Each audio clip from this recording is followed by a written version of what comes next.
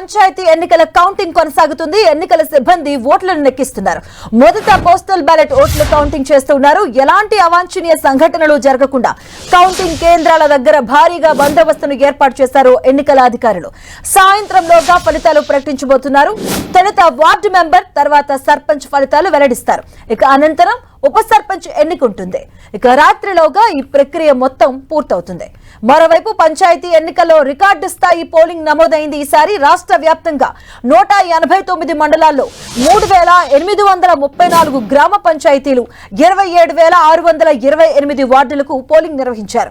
ఇక 12960 సర్పంచ్ అభ్యర్థులు తమ అదృష్టాన్ని పరీక్షించుకుంటున్నారు. వార్డు మెంబర్ అభ్యర్థులుగా 65455 మంది బరిలో నిలిచారు.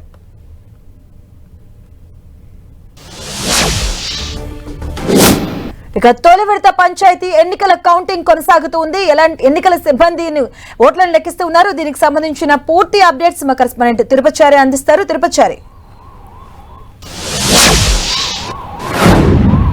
మాధవి, తెలంగాణలో మొదటి విడత గ్రామ పంచాయతీ ఎన్నికలకు సంబంధించిన పోలింగ్ ప్రశాంతంగా ముగిసింది. ఆ పోలింగ్ ముగిసిన తర్వాత 2 గంటలకు కౌంటింగ్ ప్రారంభమైంది. కొన్ని చోట్ల పోలింగ్ ముగిసినప్పటికీ ఓటర్లు తమ ఓటు వేసేందుకు పోలింగ్ కేంద్రంలో ఉండటంతో వాళ్ళందరి ఓట్లు వేసేదాకా సమయం ఇచ్చారు. వాళ్ళందరూ ఓటు వేసిన తర్వాత 2 గంటలకు కొన్ని సెంటర్లలో మాత్రం ఆలస్యమైన మిగతా అన్ని సెంటర్లలో కౌంటింగ్ ప్రారంభమైంది. కౌంటింగ్ కొనసాగుతుంది. అయితే మొత్తం రాష్ట్ర వ్యాప్తంగా మొదటి విడతలో 189 మండలాల్లో 4236 గ్రామ పంచాయతీకి గాను ఎన్నికలు నిర్వహించాలని ఎన్నికల సంఘం నిర్ణయించింది. అదేవిధంగా 37,440 వార్డులకు ఎన్నికలు నిర్వహించాలని భావించినప్పటికీ అందులో చాలా గ్రామ పంచాయతీలు ఏకగ్రీవమయ్యాయి. దీంతో 3834 గ్రామ పంచాయతీలకు ఇప్పుడు ప్రస్తుతం పోలింగ్ జరిగింది. అదేవిధంగా 27,628 వార్డు మెంబర్ల స్థానాలకు పోలింగ్ జరిగింది. అయితే ఇందులో 12,960 మంది అభ్యర్థులు సర్పంచ్ కోసము పోటీలో ఉన్నారు. ఇకపోతే 65,455 మంది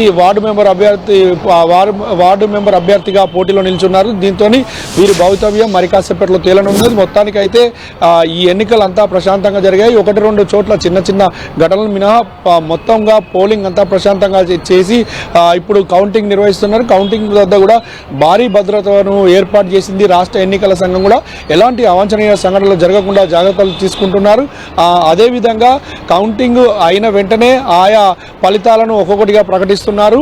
ఆ ఫలితాలను కూడా ప్రకటించడానికి ఎక్కడికక్కడ సాయంత్రం 5 గంటలలోపు దాదాపు పూర్తిగా ఆయా గ్రామ పంచాయతీలకు సంబంధించిన ఫలితాలు వస్తాయని ఎన్నికల సంఘం చెప్తున్నారు. అయితే దీంతో ఇక ఫలితాలు రావడంతో వెంటనే ఉప సర్పంచ్ ఎన్నిక ప్రక్రియను కూడా చేపట్టనున్నట్టుగా రాష్ట్ర ఎన్నికల సంఘం చెప్పింది. దీనికి ప్రకారమే ఆ గ్రామాల్లో ఉప సర్పంచ్ ఎన్నిక కూడా ఈ రోజే జరిగిపోతుంది. మొత్తానికైతే కొన్ని చోట్ల మాత్రం ఎక్కువగా ఓటర్లు ఉన్న ప్రాంతాలకు కొద్దిగా లేట్ అయ్యే అవకాశం ఉన్నట్టుగా మనకు సమాచారం ఉంది. మాధవి. Right, thank you తిరుపచారి.